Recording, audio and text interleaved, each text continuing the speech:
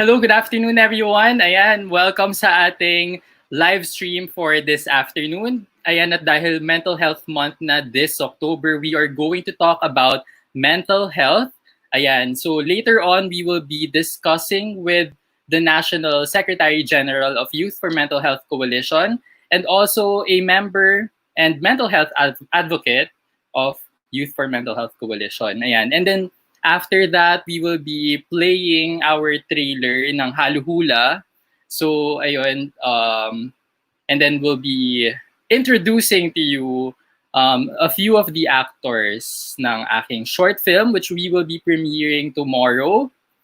Ayan. So, for now, ayan, wag na natin patagalin pa. Ayan, I'm very, very excited kasi to talk to you about how ARTreatment Films started.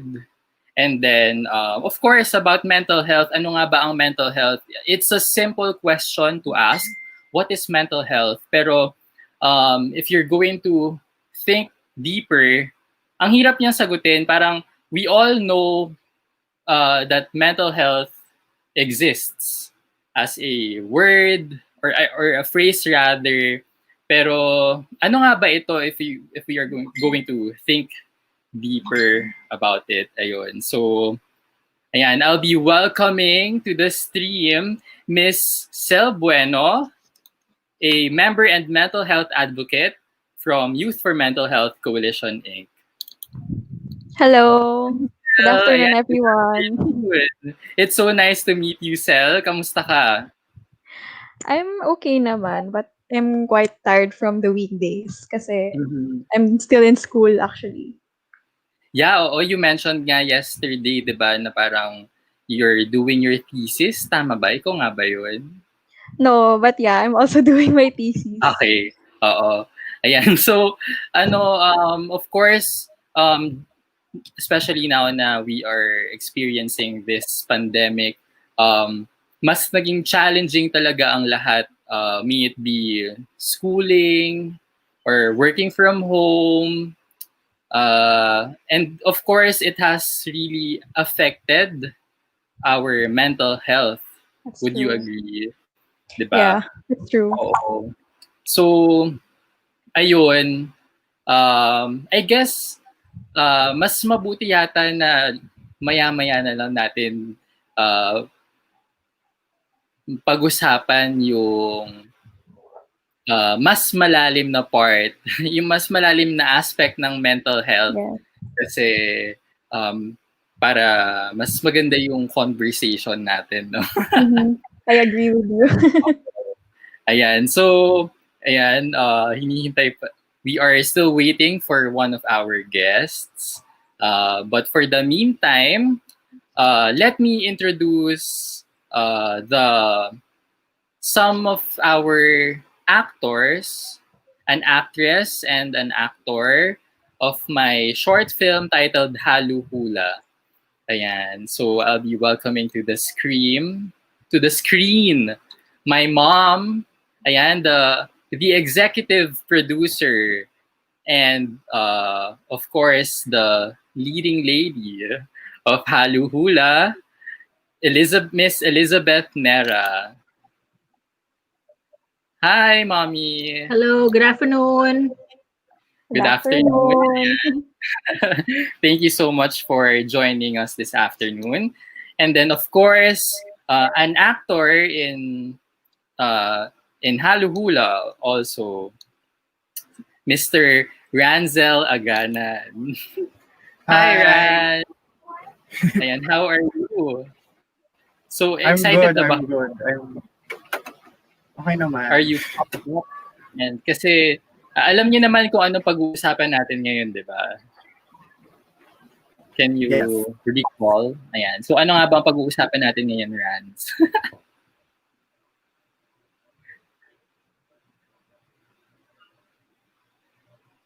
Ayan. So I believe Rans is having a technical difficulty. So yeah, Mommy, I'm back. Hello. There. Ayan. So Rans, ano nga bang pag-uusapan natin this afternoon? Yeah, I think we're gonna talk about mental health for Mental Health Month this October, diba? And Yeah. then so like issues and what actually it is, ganyan. Tapos after that, we're gonna show a trailer of our film, ganyan. Para the film is related naman to mental health, diba? So Rand, alam mo naman siguro kung bakit ikaw ang inuna ko ngayon. Hindi ako sure. Can you introduce yourself to us and our viewers? Sino nga ba si Rand aside from being an actor in Haluhula? Ayun, I'm Cel Bueno. I'm an actor. Professionally, I have technically 2 careers. I'm an actor and a data analyst. Pero so ayun, so in terms of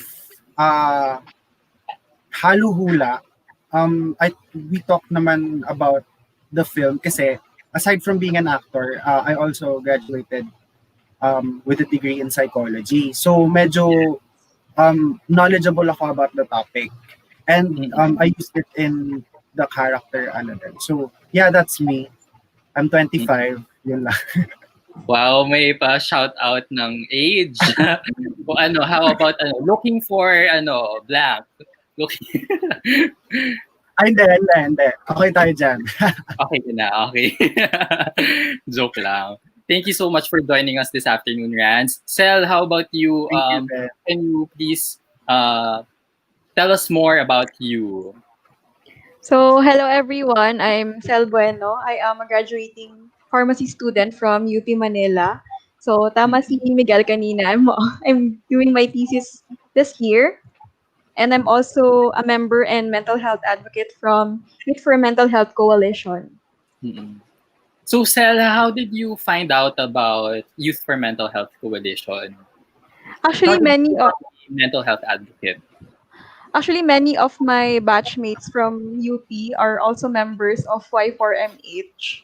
Nice. So I finally decided to join them this year during the quarantine. So you're a new member. Yes. Nice. Welcome to Youth for Mental Health Coalition. Ayan.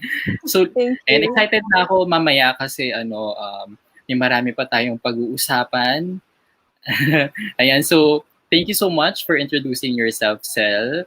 How about you, Mommy? How should I call you here sa ating streaming this afternoon? Ikaw ba? Executive producer. How do you want to be known? Lizelle ba? How should our viewers call you, Tita Lizelle? Elizabeth? Ikaw, syempre, you have to call me mommy, di ba? But everyone can just call me Lizelle. But in the office kasi, I was known as Lizzie eh. So yun kasi yung phone name ko din. So kahit actually, yun. Okay. Sige. So yeah, aside from your mommy, syempre, sabihin ko rin ba where I graduated? I graduated from St. Paul. Tell our viewers more about you. Well, I'm now a housewife. So I resigned from my work February last year. Yun. So ngayon, wala. Mga dito lang. Of course, taking care of Stevie, my youngest sibling. Yeah, and she just turned 8 years old. So, diba, very young pa. So, we still have a long way to go. Tulong-tulong tayo doon. Of course, oo. So, Mami, since na-mention mo na rin naman, diba, na you resigned para maging housewife, can you tell us more, ano ba yung mga reasons kung bakit ka nag-decide na mag-resign sa previous job mo? Kasi yung mga last few months of my work, medyo heavy na siya. Hindi yung sa work mismo, pero yung emotional aspect of working for me was really heavy na. It came to a point na makita ko pa lang yung office, yung building ng office, nagpa-palpitate na ako. And yeah, medyo so nakaka-apekto na siya sa aking mental health. Yun. So, So, yeah, I decided to search myself. Oo. So, why, ano muna yung reason, primary reason mo kung bakit mo ginustong maging part ng short film natin na Haluhula? Well, una kasi, actually, ano lang yun eh, niloloko lang kita. Niloloko lang kita na nasabi ko, sige, Niloloko lang ba talaga? i-produce ko yung next film mo. Hindi ko kasi akalain din na magiging seryoso ko doon. Kasi pag nag-usap tayo, hindi ka naman palagi seryoso, di ba? So, akala ko, wala lang yun. So, yun, sagot na lang ako nung biglang one day, sinabi mo, Mami, ganto. Sabi ko, okay. So, doon ko lang na-realize na Pero, kasi, bata pa lang talaga ako, dream ko na maging artista. Yun. So, parang, I don't know, nung nakita ko yung short film mong una, yung, ano nga ba yun? Yung una mong film, parang sabi ko, parang may chance na ako na ma-fulfill yung dream ko na yon. So, ayun, yun na nga. Tinutuon mo yung panloloko ko. Ganon. Ano naman yung reaction mo when you saw my first short film? Kasi 'di ba at first nagulat ka na lang 'di ba when I shared with you na mommy, I enrolled myself in a short course for filmmaking, 'di ba? Nagulat ka na lang. Tapos ano yung ulit yung reaction mo noon?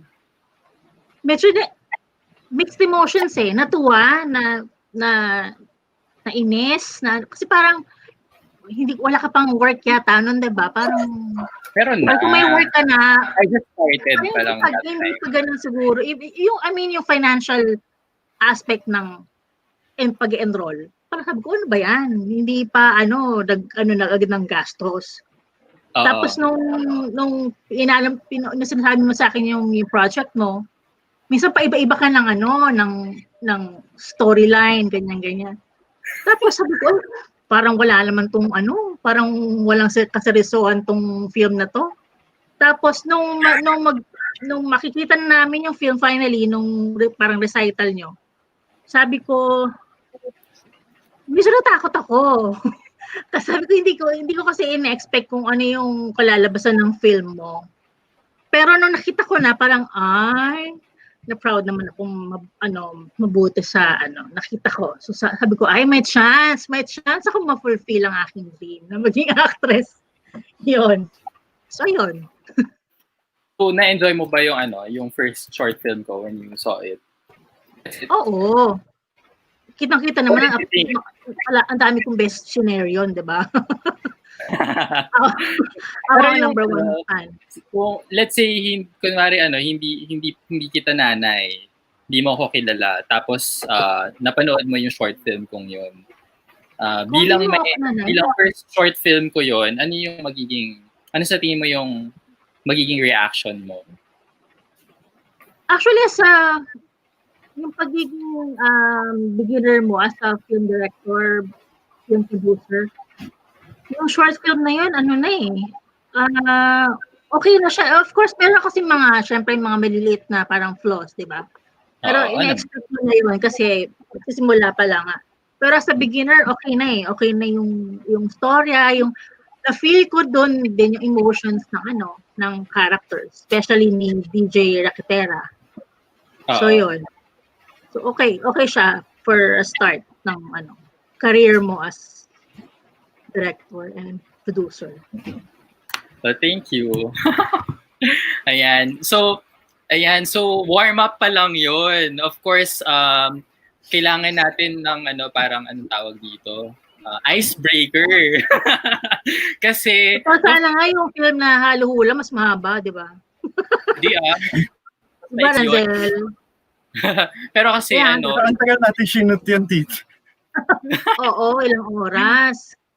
Oo, gano'n naman talaga kasi kahit din naman yung una kong short film, isang araw lang din namin sinut, bumabagyo pa. So maswerte na kayo doon. Joke.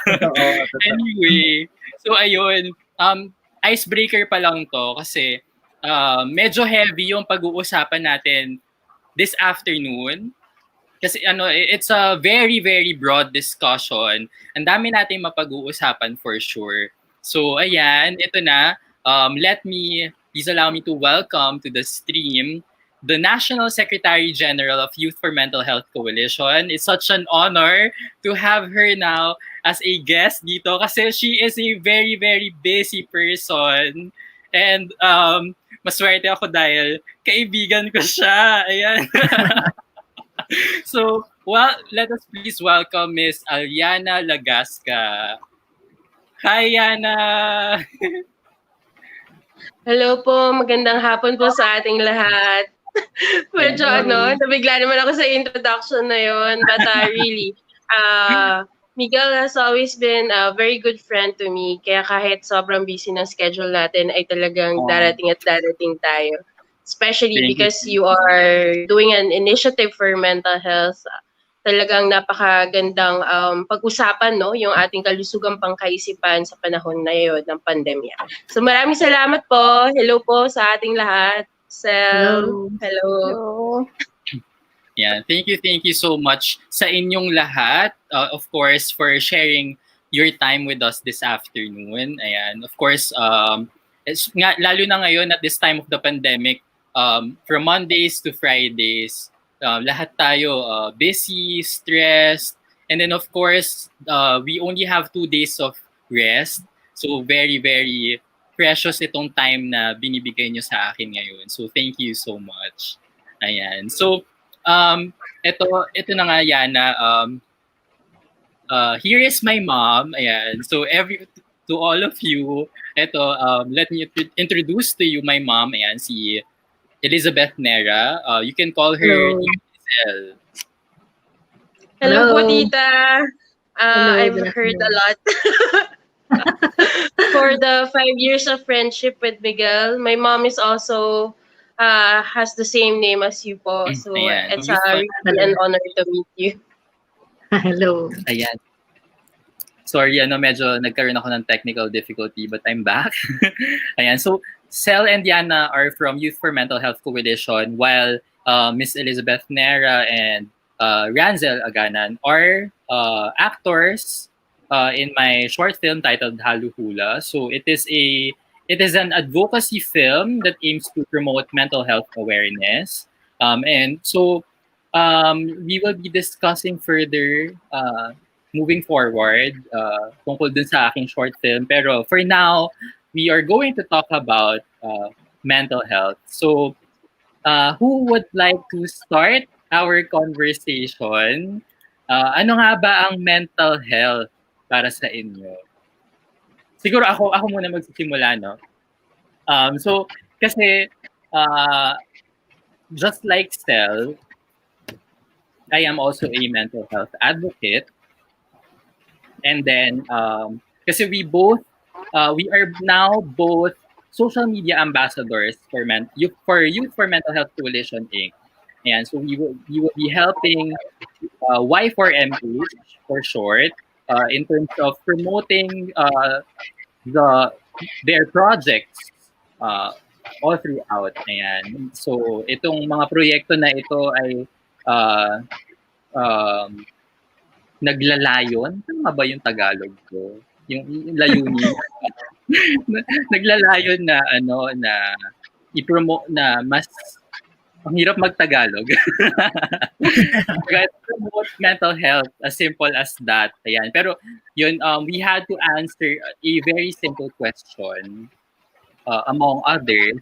And it was, what is mental health? Ayan, if you're going to look at it, parang ang dali lang sagutin kasi simple lang yung tanong, ilang words lang yun, what is mental health? 4 words lang. Tapos, more than 4 words naman yung naisagot ko. And then, sinabi ko na lang, para may pampahaba, no? Meron akong palabok na, wow, parang that is a very simple question yet difficult to answer. May pagganon pa akong effect. Tapos, ang sinabi ko na lang, mental health is a state of well-being of one's mind. Ayan. So, Yana, tama nga ba ang sagot ko? Yes, definitely. Tamang-tama naman yung sagot mo. Mm. Siguro kung para mabigyan din natin ng backgrounder yung mga nakikinig, no? When we look back doon sa binigay na definition ng World Health Organization para sa mental health, ito pala yung ating estado ng kagalingan. Katulad na rin ng sinabi mo, Luis, no? State of well-being. Okay? Kung saan kahit meron tayong mga nararamdaman na different stresses sa ating buhay, nahihirapan tayo o nadadalian tayo sa iba't ibang situations in our life, di naman kaya ay meron tayong mga nakikilalang mga toxic and non-toxic people, etc. Lahat naman niyang mga situations, people, and events no in our lives causes stress because stress is actually normal.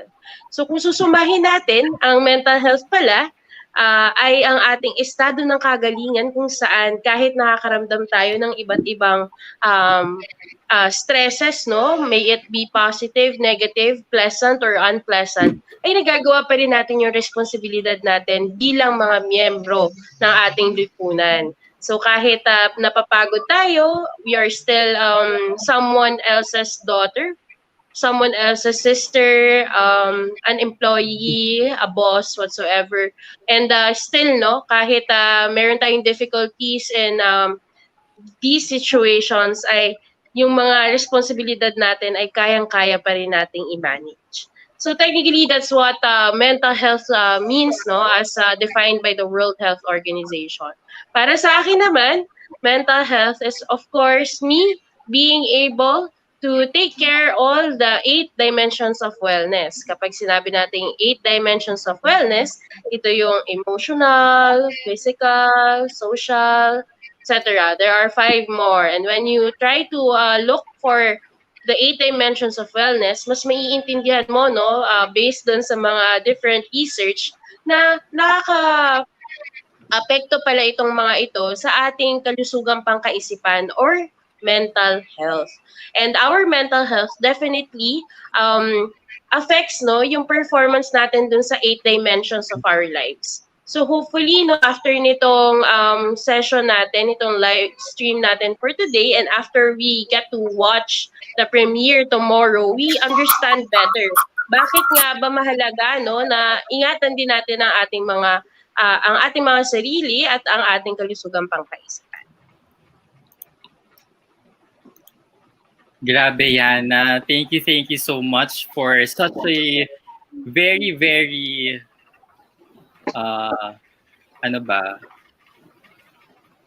long Pwede na bang sagot yun? Long. Ito naman. So, very, very, precise and meron pa tayong mga reference, no? So, kung iisipin mo siya, medyo slightly technical, but kapag pinagnilay-nilayan mo, marirealize mo na rin lahat ng nangyayari sa buhay natin ay nakakaapekto sa ating kalusugang pangkaisipan. Oo naman. I'm sure yung explanation mo yan ng mental health ay very, very helpful sa ating viewers. Ako, hindi ko, siguro na-amaze lang din ako, Yana, no? Kasi hindi ko ma-explain yung ako bilang isang mental health advocate, no? Hindi ko siya ma-explain ng ganun ka ganda. So, I guess, siguro mas kailangan ko pang pag-aralan yung iba pang aspeto ng mental health, no? Kasi, well, mamaya ko na siguro i-share pa kung paano, kasi Yana, meron akong gustong i-bring up sa'yo, no? Kung paano ba ako naging advocate ng mental health, and you are, of course, a big part of it. You are a big part of it kung bakit ako naging advocate ng mental health. Pero later on, mamaya na natin siya i-share kasi mahabang usapan yun. Pero ayan, so right now naman, Cel, we would love to learn more about how you came to be a mental health advocate, and of course, what mental health is for you. Hello. So actually, my journey into becoming an MH advocate isn't smooth. I had Mhm. to destroy a lot of biases, mga sarili kong biases. Kasi I grew up thinking na hindi tayo lahat nangangailangan ng mental health. But as I got to interact with more people, mas natuto ako na yung mental health, it's everybody's business. Kasi gaya nga ng nabanggit kanina ni Miss Yana, we will always experience different stresses, be it positive, be it negative, be it pleasant or unpleasant. And nobody's really immune to these stresses. So gaya nga sabi niya, these stresses can always affect our mental health. So you can't really say na hindi mo kailanganin yung mental health just because you are not diagnosed with a mental disorder. Kasi lahat tayo pwedeng magkakaroon ng reaction to those stressors. Pwede tayong manghina, pwede tayong malungkot, and we all deserve the support, we all deserve the services na kailanganin natin for that. Oo nga, tama ka dun, Cel, no? Kasi may marami namang nagpo-provide ng services, no, in order to keep us sane. Meron tayong tinatawag na mga psychosocial services, 'di ba? Yeah, Tama. that's true. Pero I guess siguro hindi lang din masyadong aware yung mga kapwa Pilipino natin na merong mga ganitong klaseng serbisyo na pwede That's true. nilang i-avail, no? So, kaya magandang pag-usapan natin itong tatlo ni Yana bilang mga miyembro ng Youth for Mental Health Coalition. Ayan. So, Yana, hello. Welcome back to the stream. Ayan. I'd like to talk about how uh, ano nga ba yung role nating mga kabataan, no? Kasi 'di ba, Youth for Mental Health Coalition Inc. Ano nga ba yung role natin sa mental health ng bawat Pilipino? Salamat ng marami sa katanungan mo, no, Migs? Kasi, hirap niyang gawin talaga. Really taking care of your very own mental well-being is actually one of your roles as hindi lang bilang kabataang Pilipino pero bilang miyembro ng ating lipunan kasi when you get to take good care of your mental health, yung treatment mo, yung relationship mo with other people would be as kind as it should be, no? So when we get to educate ourselves, when we try to understand better on the principles, the values of mental health and well-being, that's the time that we open ourselves, no, into taking good care of ourselves. And later on, nagraradiate kasi yung self-care eh. Kapag talagang iniingatan mo yung sarili mo, nagraradiate siya to other people, and that's the time na merong influence na tinatawag. That's why us, no, syempre hindi naman lahat would have the chance.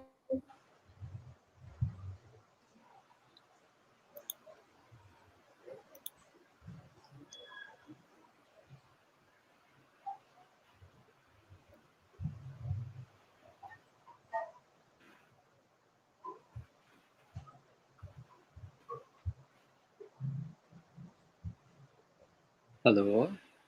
Ayan. I'm sorry. Okay, nawala ako. Sorry. Akala ko ako Ayun. ang So nawala. as I was saying, Okay.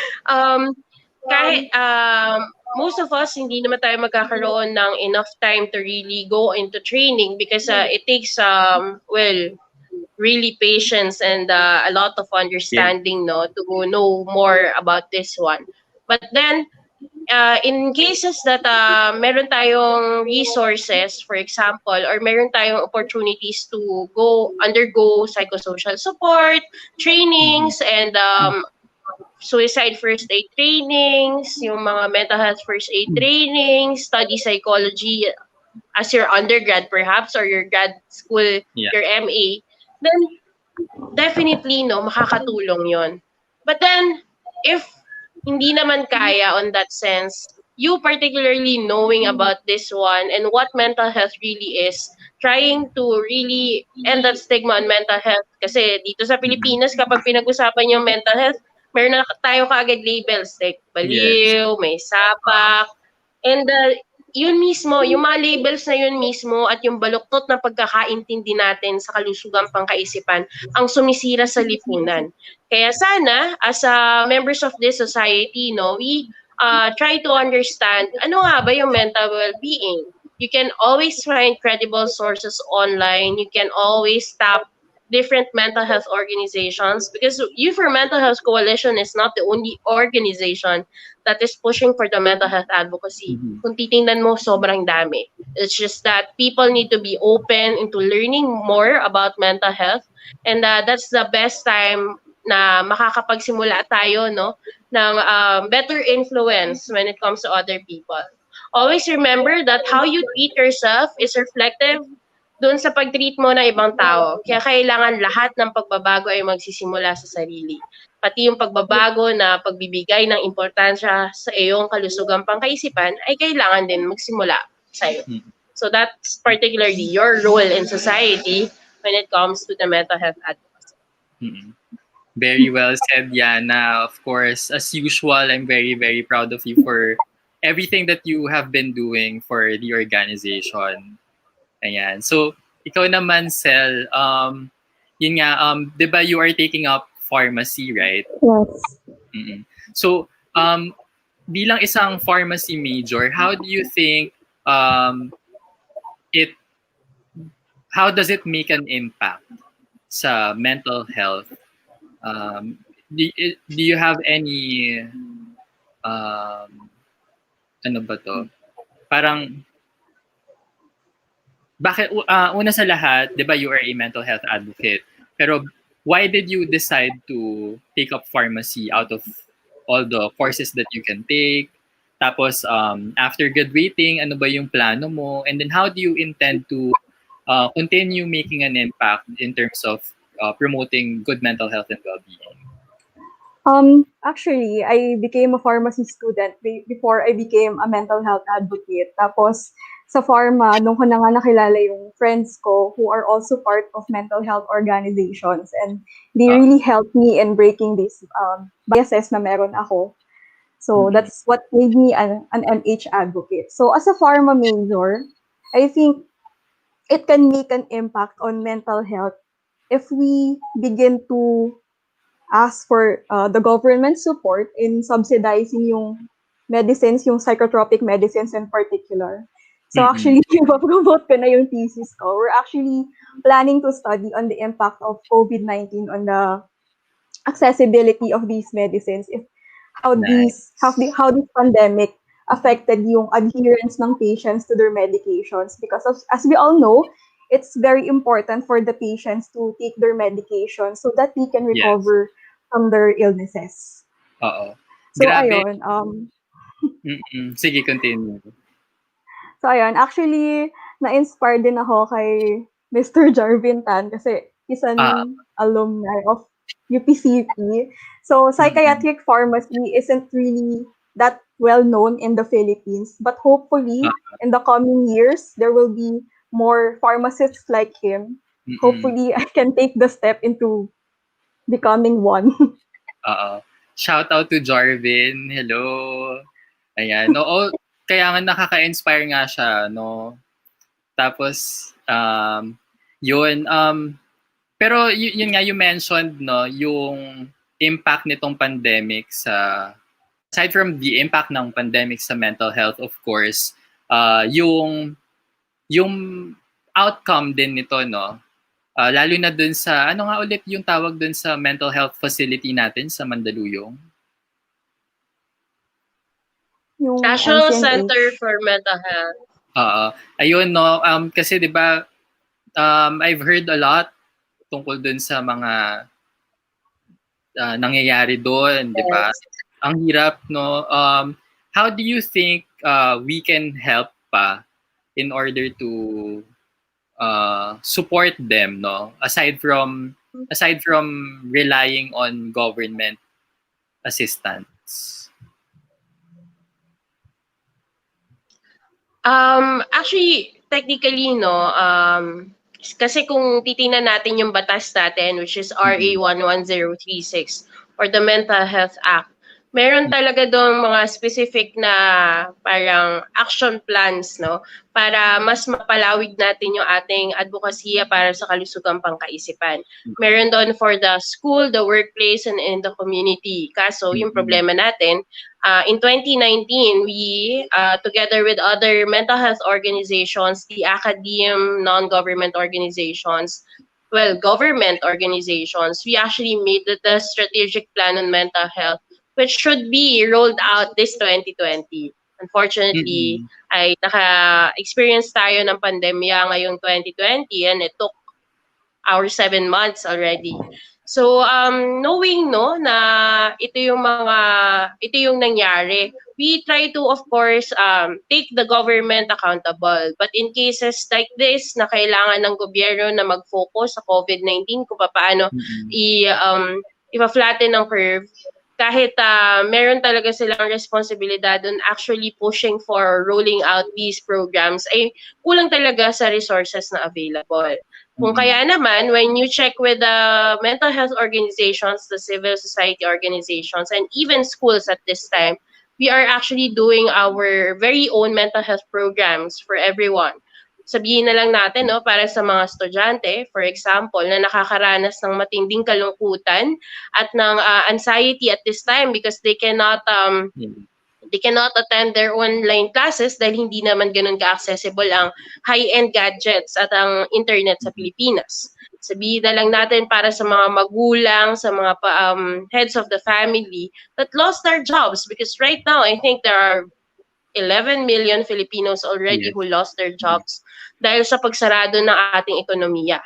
Meron din naman dyan yung mga nakakaramdam ng lubos sa kalungkutan dahil sa isolation o di naman kaya dahil sa nasa loob lang sila ng bahay nila na probably wala doon yung loved ones nila. And meron din naman nakakalungkot mang isipin, no, yung mga nakakaranas ng domestic violence sa loob ng kanilang sariling mga bahay sa family setting, no, because the Filipino family setting is very complex. So ang dami ng instances natin na yun, and of course nandyan pa rin naman yung mga service user natin na kahit naman walang pandemya ay na-diagnose na, no, sa different mental health conditions. Altogether, there is difficulty right now to procure those medicines and actually, you know, deliver them dahil meron tayong mga restrictions in transportation, in mobility, and of course, kakulangan, no, sa perang umiikot ngayon sa ating ekonomiya.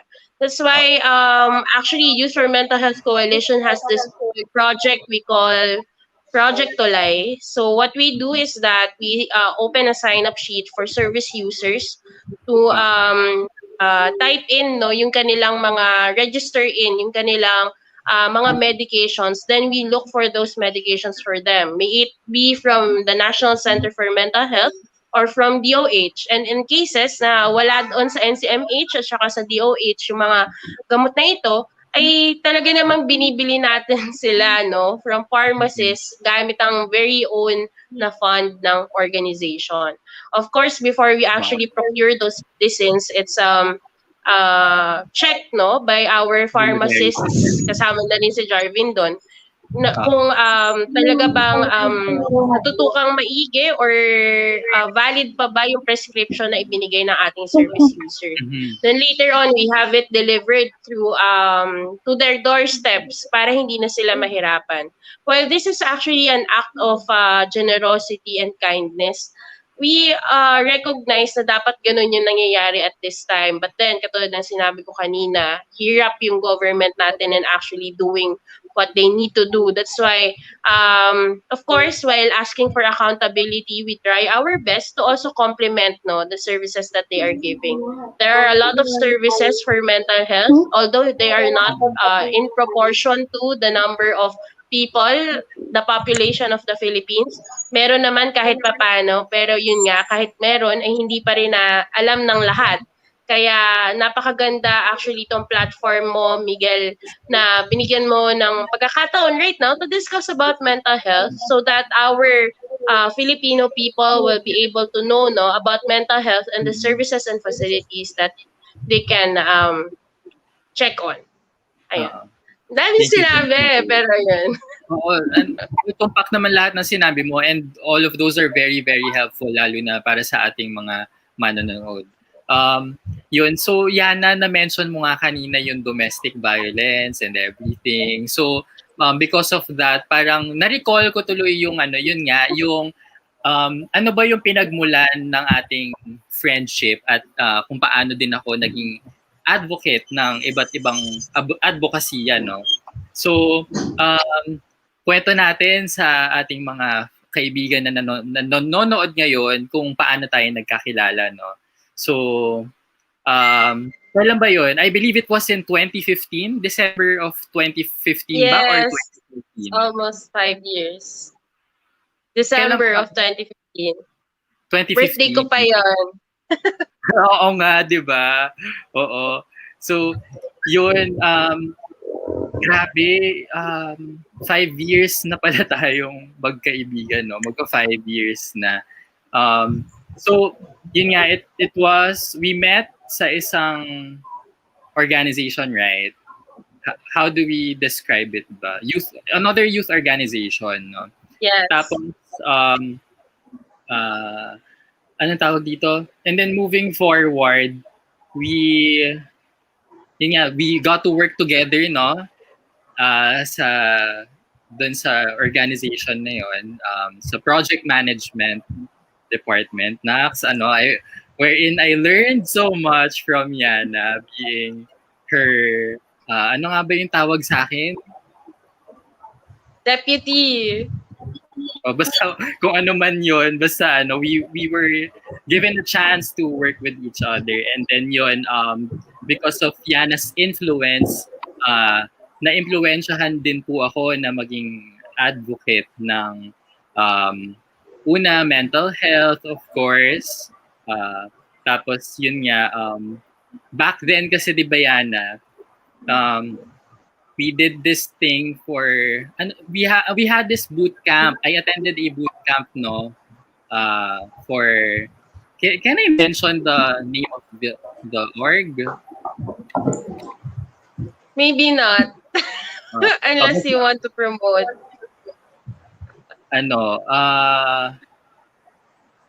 Wag na. Just to be safe. Basta yun. So kasi, pero siguro, can I share ba kung saan ako pumunta nun? Yeah. Go ahead. Yung kasi 'di ba, we had this idea, no, na it's a project, no, that aims to promote mental health. Kumbaga yung tawag dito?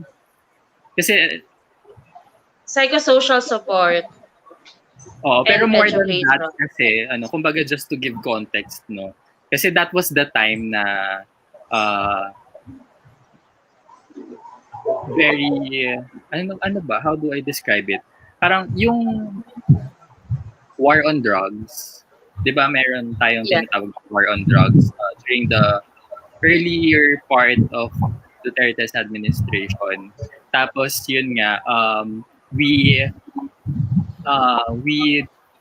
had this idea on how to address the issue on drug abuse, right? Tapos we tested our hypothesis, kumbaga kung tama nga ba yung nakikita iniisip nating solusyon dun sa problema ng drug abuse. How are we going? Is it enough to address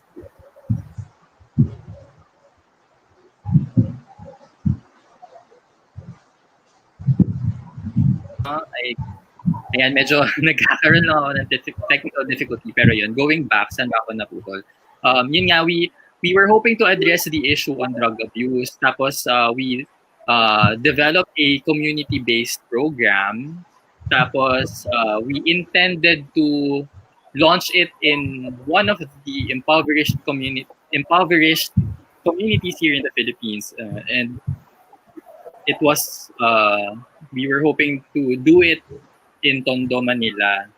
Tapos yun nga, Kasi 'di ba, ito yung mga bilang isang mental health advocate, ito yung mga talagang natatandaan ko pa, no?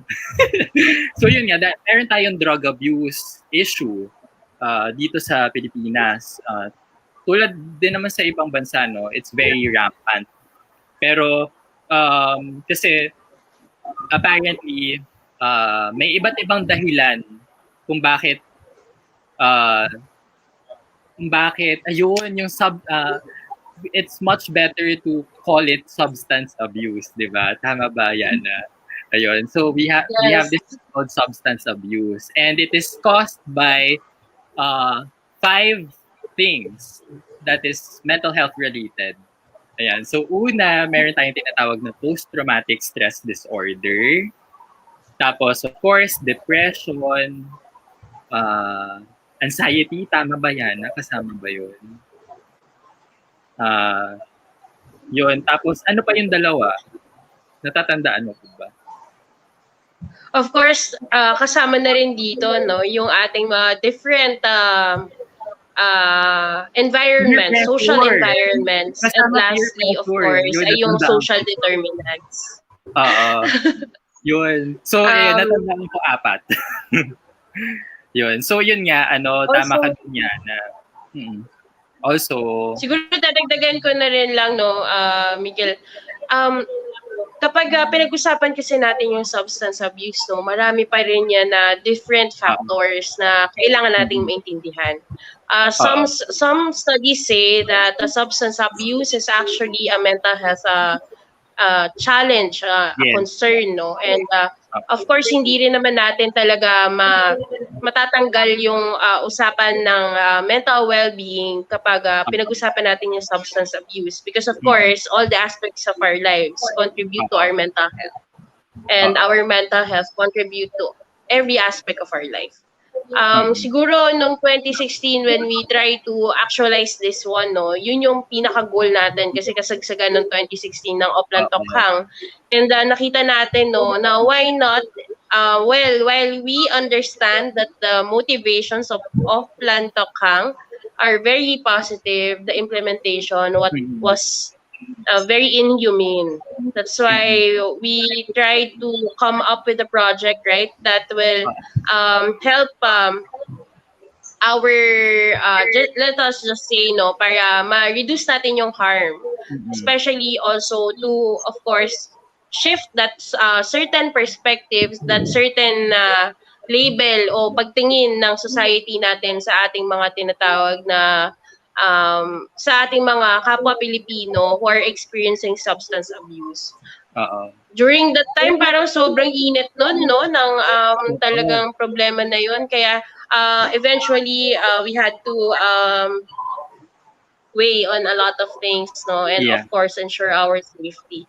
But definitely, when we check also the RA 11036 that was passed into law last June 2018, you would see there that there is actually a segment, no. The IRR actually also includes substance abuse. That's why we are very hopeful actually that we can help our co-Filipinos, yung mga kapwa natin na kababayan, no, who are experiencing substance abuse to actually recover from the mental health condition that they are in. Alam mo yan, thank you so much, no, for explaining everything very well. Tapos talagang may mga sinite pa tayong mga RA. So that is very, very much appreciated. Sobrang excited talaga ako na maipalabas yung Haluhula, no, after a year since we first screened it sa public. Kasi it was first, my first short film was screened sa Cinema Centenario back in 2018. Tapos itong Haluhula naman, the first one was about gender sensitivity. Tapos itong pangalawang short film ko na Haluhula, this one is about good mental health and well-being. And then it was first shown to the public sa UP Film Center. Pero it was just both screenings were just private screenings. Yun. So it was just recently that I started to premiere my short films here on YouTube.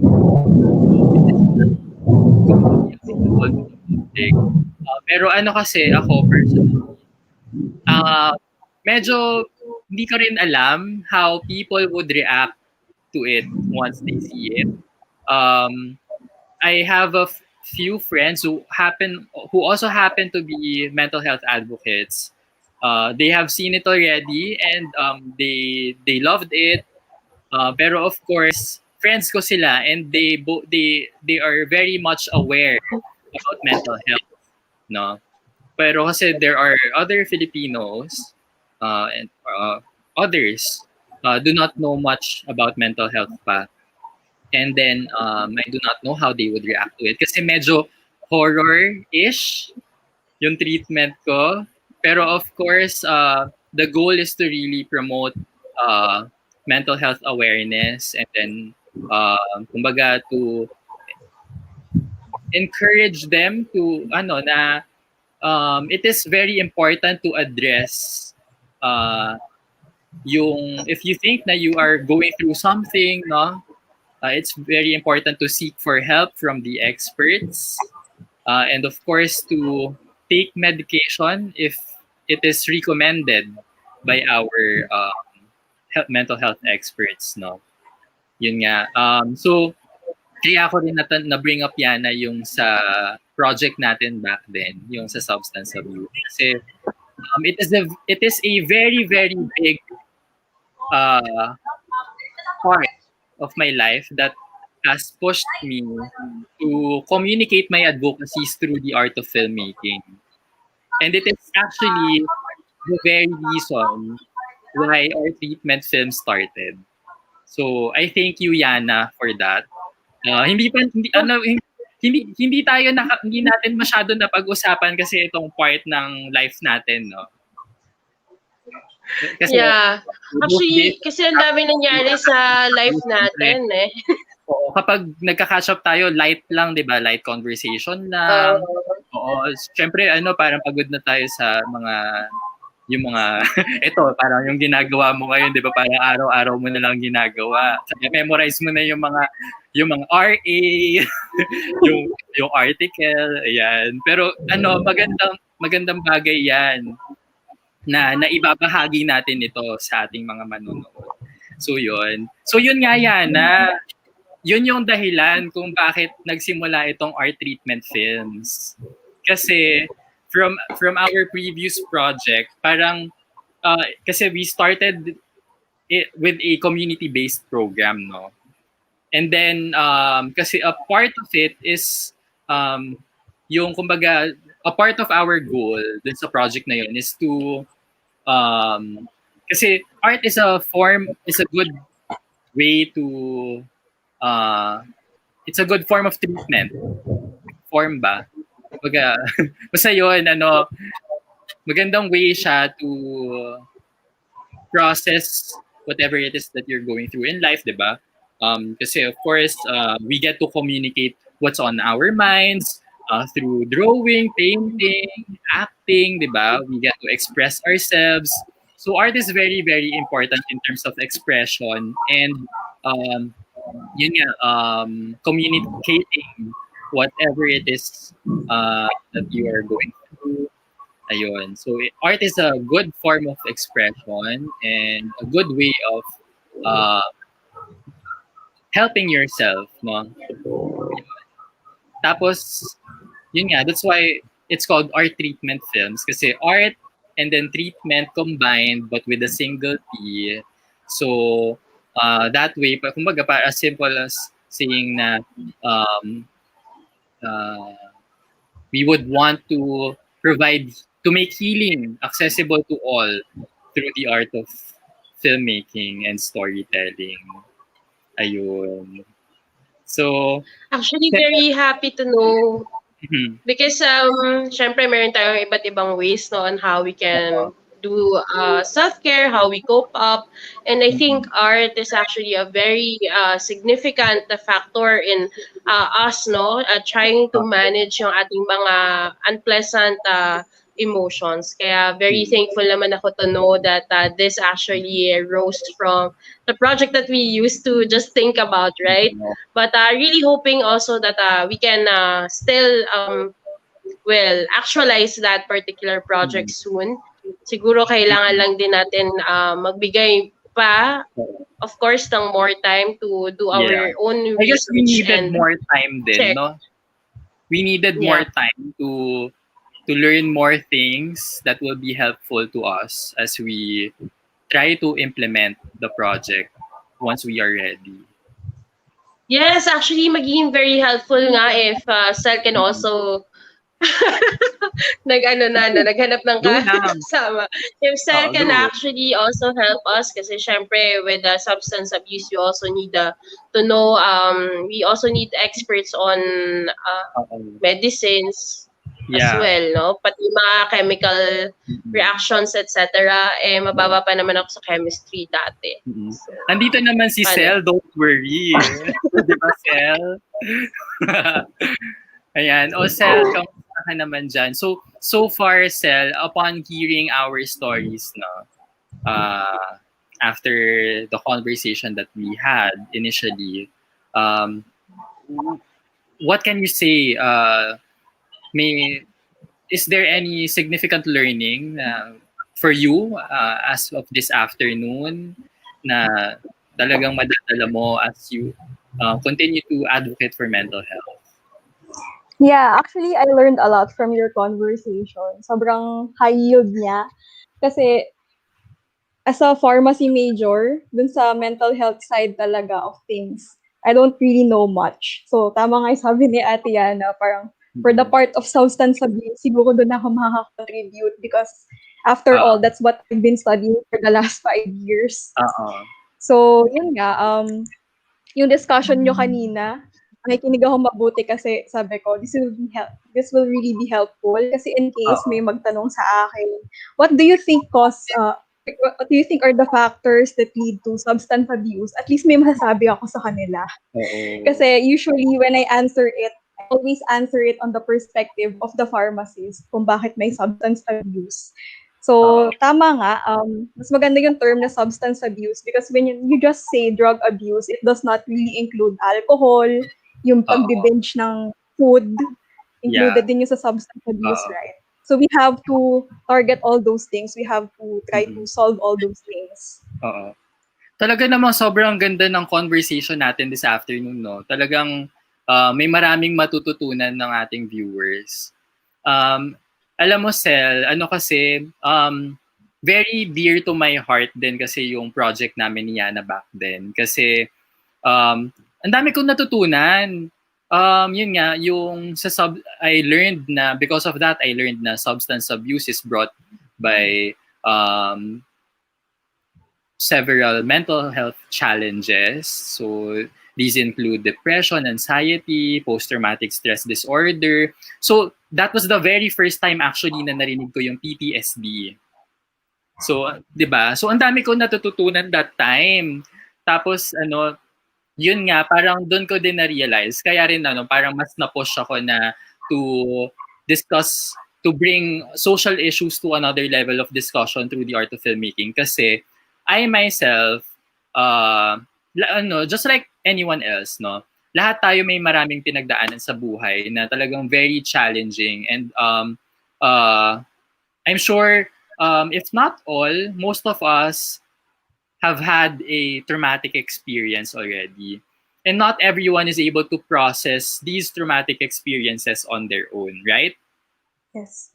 And siguro in my case kasi, I was strong enough to deal with it on my own. Kahit na for like a decade, wala akong kinausap tungkol doon. Alam mo yon. Kasi siguro if it happened to others, they might have attempted suicide.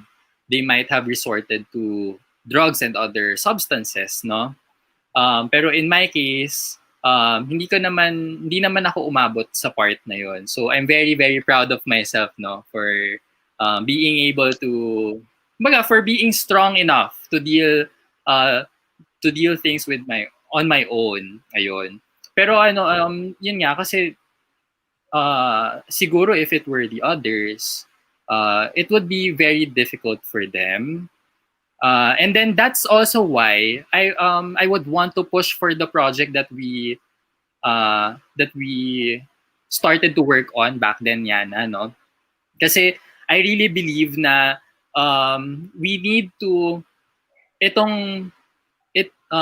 yung trying to make healing accessible to all through the art of filmmaking and storytelling. For me, it's a must, and it's a good way then to address mental health challenges or other traumatic experiences, to process these by bringing it to the impoverished communities, no.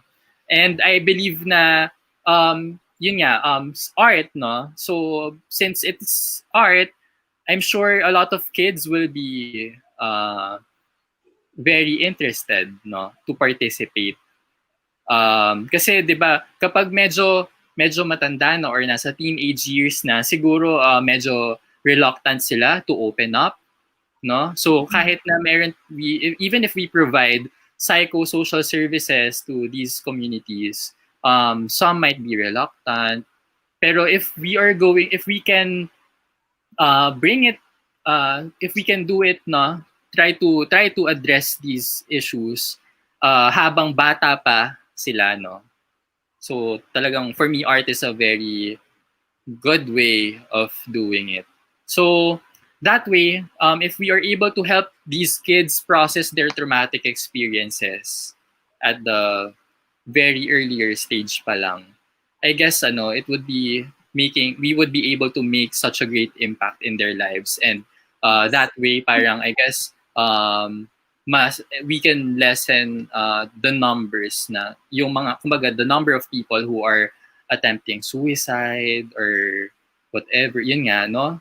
So talagang very meaningful to sa akin. And even if it was kumbaga, kahit na nag-stop tayo, no, even if we stop working on the project, talagang I still look forward to working on the project soon. Kasi yun nga,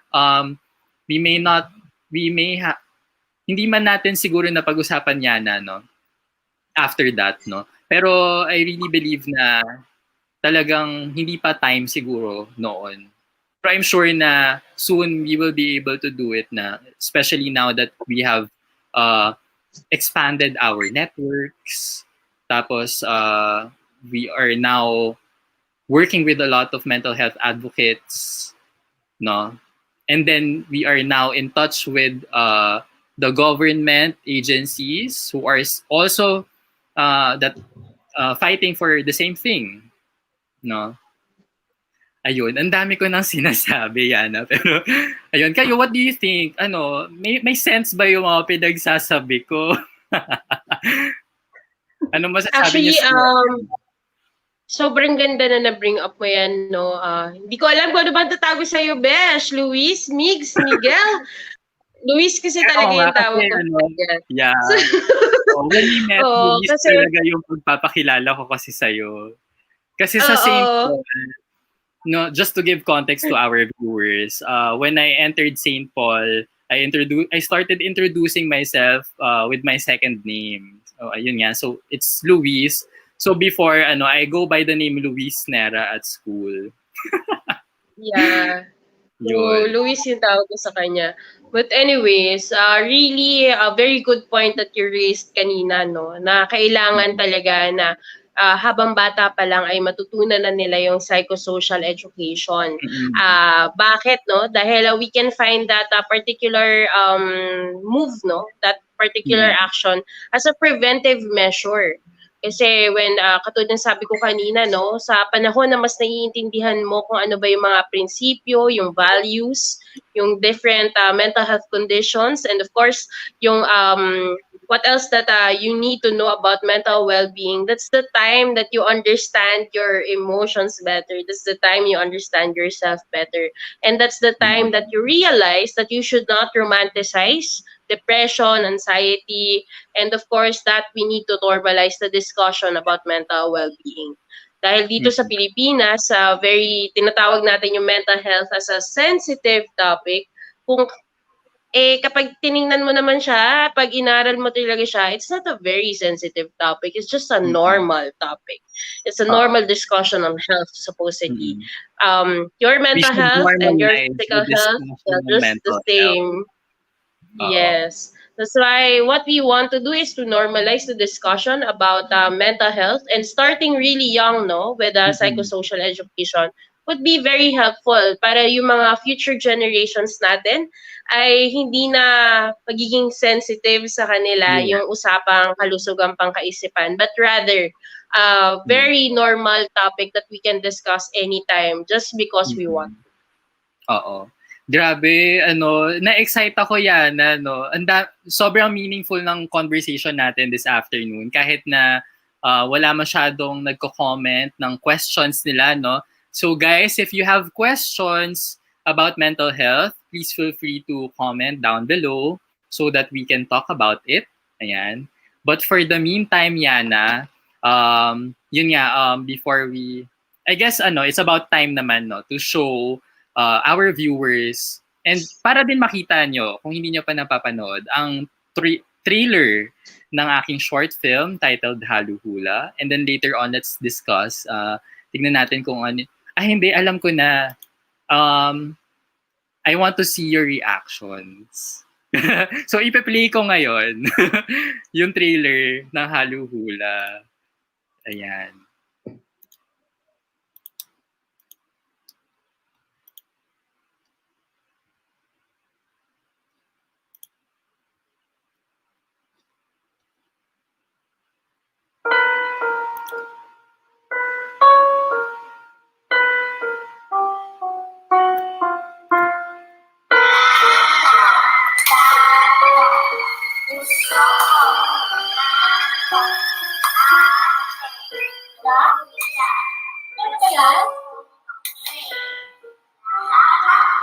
Mga anak! Tama na yan! Magtapos na lang tayo!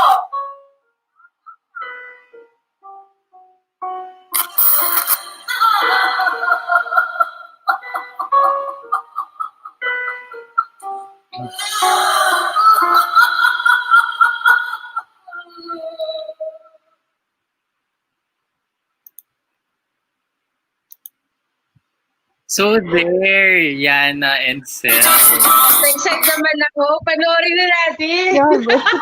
Talaga, na-excite ka? So, anong nasasabi nyo so far? Kinilabutan ako. Kinalabutan ka? So, ba, Cel, sa tingin mo ba, nakakatakot ba to? Dapat ba tong panoorin ng mga viewers natin or wag na kasi nakakatakot nga? So far, anong initial comments nyo? Impression siguro. What's your first impression? Siguro ako muna, no? Actually, hindi ko pa siya napapanood, to be honest. And gusto ko din kasing magulat kapag pinanood ko na siya. Kaya hindi ko rin tinanong kay Luis kung ano yung pinaka-gist niya. So, checking out it, no, it may be about mental health conditions, if I'm not mistaken. Tama ba? And I think nakakatuwa naman na makita si Tita na mag-act on this film. And I think it's really also about time that we have particular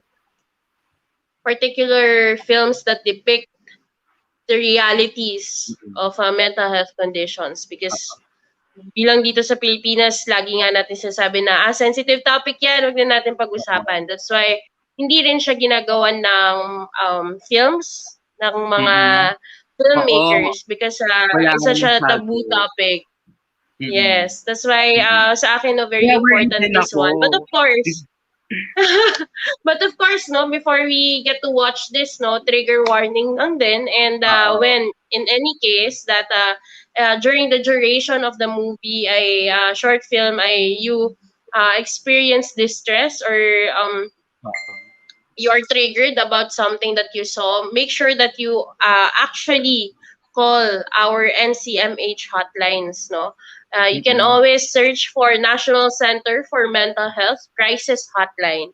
And we can talk to them about what we felt. And of course, if you search also Youth for Mental Health Coalition, the registered number of the coalition is actually my number. So you can also ask me if you need to clarify on something and if you wish no to be referred to a mental health professional. Huwag kayong maghiyang magtanong, huwag yung isipin na kapag lalapit kayo sa mental health professional ay ibig sabihin noon kayo ay baliw. It's just you actually recognizing that your mental health matters. And that's why it's very important that we see this particular help-seeking behavior in a positive light. Dahil it's just you, no, really taking good care of your health. Parang kapag nagkasakit ka, parang kapag sumakit yung tiyan mo at pumunta ka sa espesyalista, hindi naman ibig sabihin nun is negative yung pananaw about that particular pain. But it is actually you wanting to be relieved of that pain. Kaya sana ganun din natin nakikita, no, when it comes to mental health. Also, thank you so much, Luis, for actually coming up with a mental health initiative through art. Because katulad ng sabi ko kanina, no, sobrang konti lang talaga yung gumagawa nun. And we know why. But you actually spearheading this grand tour is a very, a stepping stone for us. And hopefully more filmmakers become interested in doing such. But of course, with particular knowledge on mental health, we can be responsible in depicting no yung mga mental health conditions, especially on media. Thank you so much, Yana. Alam mo, Yana, di ba, back then, we intended to join this certain film competition ng UP Diliman, di ba? And it was about, the theme was mental health. Oo. Pero, Yes. pero I guess kasi, that time, hindi rin ako ready I guess we both weren't ready to work on Yes. such project. Oh, Pero di ba ang fun kasi before we weren't ready, but now we equipped ourselves to be ready. That's why I'm really looking forward on how we can do more in the nearest future. Yeah, of course. And of course, I look forward to just like Cel, no? We both look forward to working with Y4MH as social media ambassadors. And of course, also to help them in terms of marketing. That's very good to know. Alam mo naman yan, nandito lang ako. Basta, we'll make time. Ayan. So, yun Baka nga. si Cel, meron din siyang gustong i-share about reaction niya as a pharmacist cleanse. Char. Actually, gusto ko munang mag-react sa trailer. Parang nakiisip ako ng symbolism kung bakit sa una nakakatakot siya. Alam niyo, like, in every horror movie, sa una, sisindakin ka.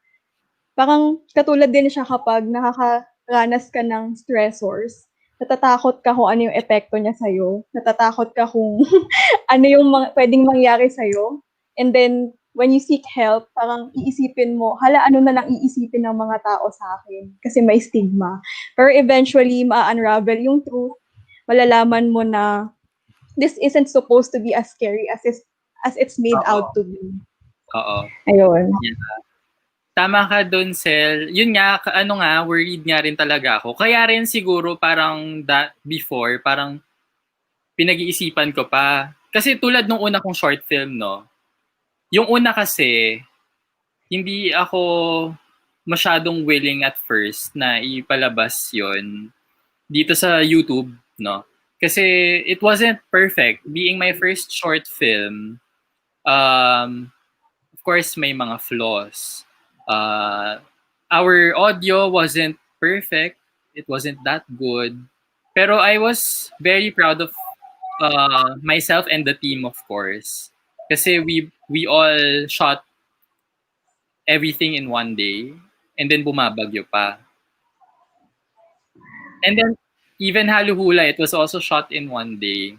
Kasi usually kapag starting filmmaker ka, wala kang budget. So, you have to maximize your resources in one day. Kasi kung mag-shoot ka ng 2 days, 3 days, or more, it means more expenses. Tapos, yun nga, pero happy naman ako sa outcome kasi of course, we were able to communicate the message well. And then, in fairness, a lot of people expressed their appreciation for the film. Tas yun, ayun. Tapos, yung haluhula naman, maiksi lang yung short film actually. Pero I hope it was short but concise. Tapos yun nga, hindi ko lang, ito naman in this case for haluhula, I was hesitant naman kasi hindi ko alam kung paano nga magre-react yung mga tao pag napanood nila.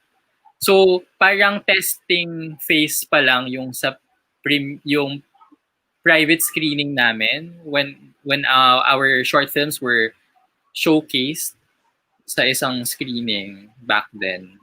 Yun nga, kasi both my short films are products of a short course in filmmaking. So,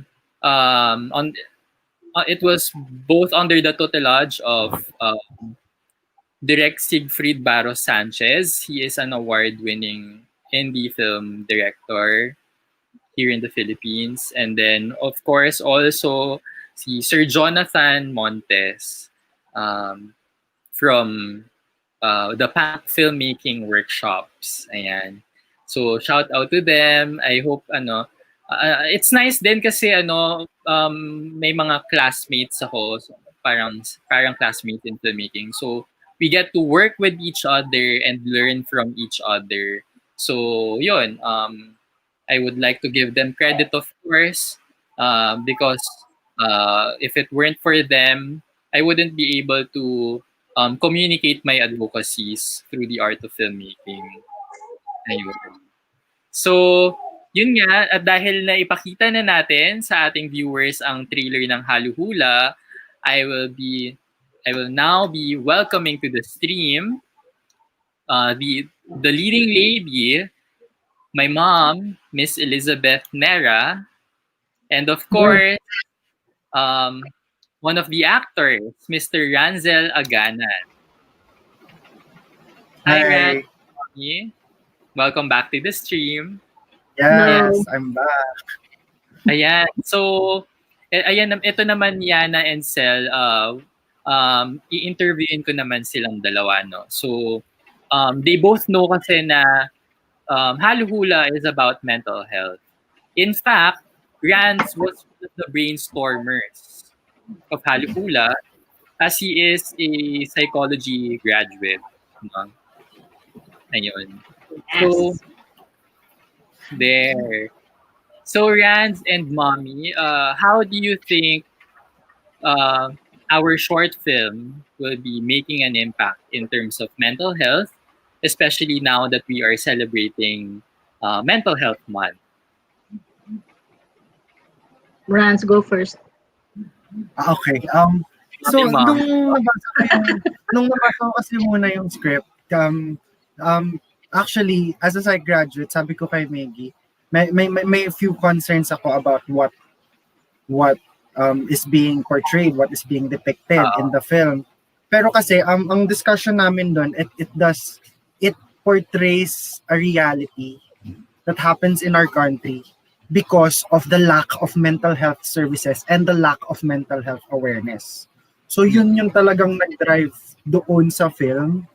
So medyo nawala yung concerns ko about it, knowing the fact na totoo to eh. Ito yung totoong nangyayari. And it's not, and gusto ko rin yung sinabi ni Miss Yana kanina kasi mental health should not just be talked about in the context of diagnosis, but also in the context of functionality and functionality with people with diagnosis, ganon. So medyo ganon yung nagiging drive nung film. And Yeah, it's a horror film, and it depicts medyo dark themes, I guess. But yun nga, we need to talk about these things, and we need to make people realize that this is a reality. And yeah, I guess how people will react. Feeling ko naman, yeah, with the idea na this is reality, feeling ko tatanggapin nila ng maayos. So thank you for that, Lance. Ayan. And of course, thank you then for helping me out in terms of communicating the message to our viewers. Yeah. How about you, Mommy?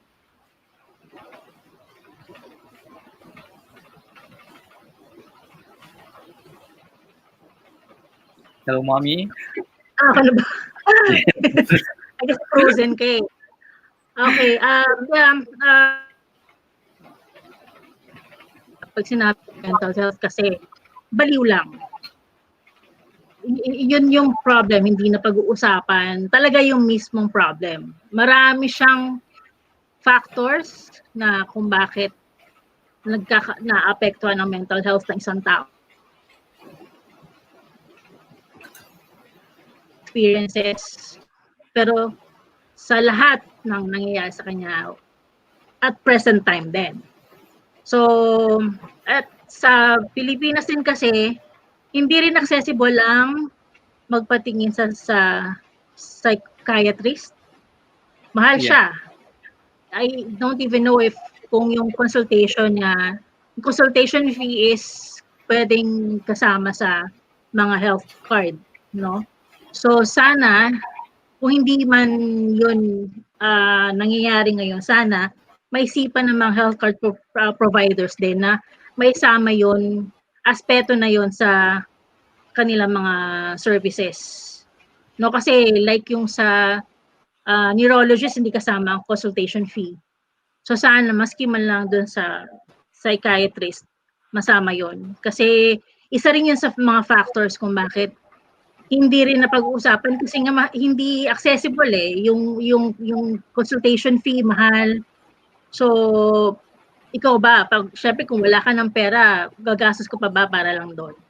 Hindi siya katulad sa US na parang common na makipagkita ka, magkaroon ka ng session with a psychiatrist, diba? Yun lang. Yeah. So sana sa short film na ito, although hindi lahat na-tackle ang problems, pero at least mapag-usapan yung problema sa society natin.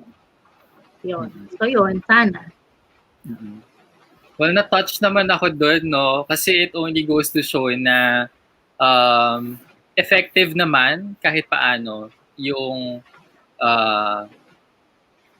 kumbaga nagagawa nating i-tackle itong mga issues sa pamamagitan ng ating short films. Oo, kasi actually even among family members hindi rin siya madaling pag-usapan. Oo. Diba? So what more sa society? Just like you, Mommy, no? Sa ating dalawa, no? I guess this is the very first time din na we are discussing about mental health. Tama ba? Kasi pag ikaw ang kausap ko, hindi matino eh. Palagi kasi na-offer kami. Hindi ko na totoo. Alam talaga ako ano yung usapang matino. Real talk na. Tignan nga natin. Ranz, ganun din ba ang masasabi mo? Hindi mo ba ako makakausap ng seryoso? How about you, Yana? Ayan, si Cel tuloy nagkakaroon na ng idea. Hindi ka na nakakausap. Oo, nako. Matatakot na siya sa akin. Joke lang yun, Cel. Makakausap ko naman ako ng matino.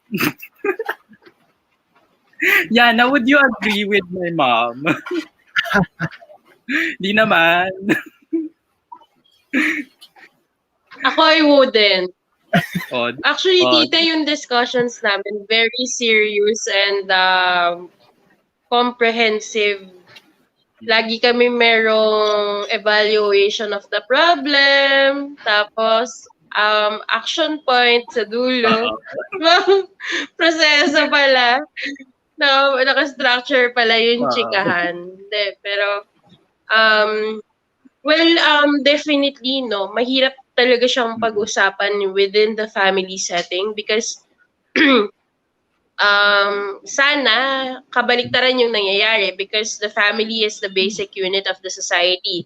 Kumbaga, dapat sa loob ng pamilya ay maayos na kaagad yung ating pagkakaintindi, no, sa mental health and why is it important to change our perspective about mental well-being. Pero dahil sa ngayon lang naman ito talaga na pag-usapan in the family setting, then of course, families with from generation to generation passed on a particular social norm already. Kaya kung ano yung pagkakaintindi ng pamilya from the generation before them, then yun na talaga yung pagkakaintindi sa ngayon. Kaya nga kanina na paulit-ulit kong sinasabi na if you have the chance to actually educate your family members, now is the time. So that later on, yung para sa sarili mong pamilya, ay ganun din yung magiging social norm nyo. And definitely, mas magiging maayos for the next generations to come. And knowing also that the mental health law was passed after 30 years of actually, lobbying for it. So nakakalungkot, no? 30 years. It took us 30 years before we actually had the mental health law. And given, no, ibig sabihin, 30 years din na yung families right now are not educated about yung mga values, yung principles, yung kaibahan, and yung pag-end dun sa stigma, no. Kanina actually may class ako, ang in-exam namin is about ethics and parang nagkaroon ako ng certain realization. Kasi sabi dun sa readings ng prof ko, yung mga social norms daw ay galing lang naman sa tradition from way back. That's why I always, I think it's about time that the youth today and, not just the youth today, but everyone who is living at this very moment to change that particular tradition when it comes to mental well-being. Para yung social norms probably 1,000 years from now is very different from how we grew up, no? Very different from the environment that we are in, and so that we can see a very progressive family that thinks about their mental well-being as a whole with a very holistic approach doon sa particular na idea na yun. O, diba? Shout out to sa professor ko. Hello po. Hello. Ayan, grabe, it's super nice. Na-amaze ako sa conversation natin kasi talagang we are able to address the important aspects of mental health. So I guess this is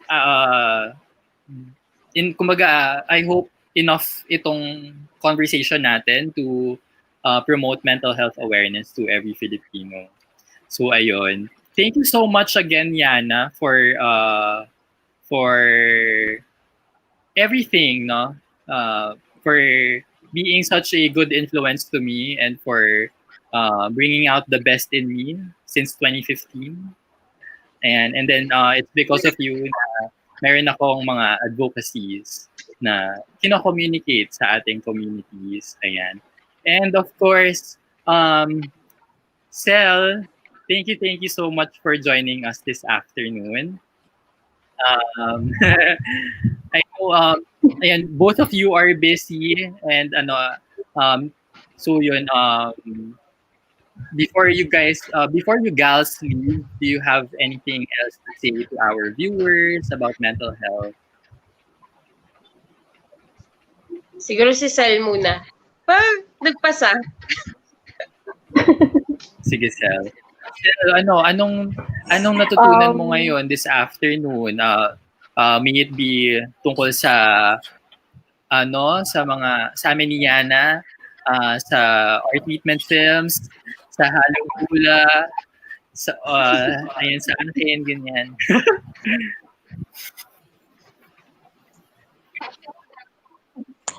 Actually, ang dami kong natutunan, no? Pero sige, simulan natin sa friendship ni Ate Yana.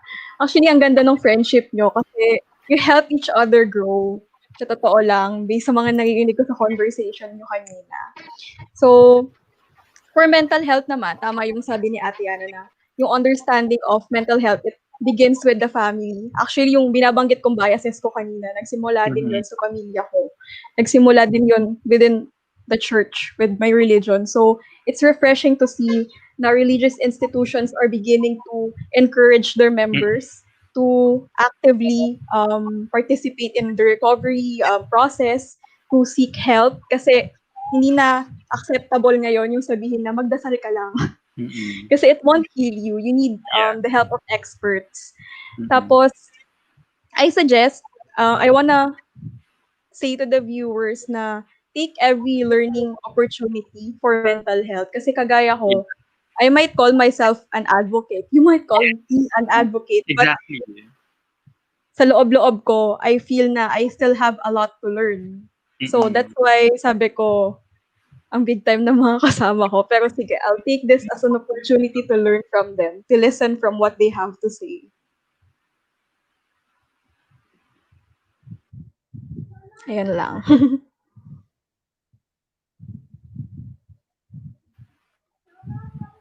Ayan. Thank you so much, Cel. Alam mo, Cel, just like you, no? Totoo naman, tama naman lahat ng sinabi mo. Ako mismo, yun nga, we both call ourselves mental health advocates. Pero kahit gaano pa karami na yung alam mo, no, tungkol sa mental health, kahit ilang years ka ng advocate, no, lahat continuous lang ang learning. Lagi tayong may bagong matututunan. And of course, it is very important na i-share natin ang mga bagong learnings natin, especially about our advocacies, no. Ako personally, when I was still studying, no, kasi di ba you mentioned that you're from UP Manila. And then, ako naman, I'm from St. Paul University, Manila. Magkatapat. So yun, I graduated from St. Paul. Tapos, when I was still studying, I joined this parang mental health training. Doon sa UP Manila. It was held in UP Manila. Tapos yun, syempre yung most of the attendees were from UP Manila. Most of them know each other. Tas ako, wala akong kilala doon. Pero of course, I was there to learn.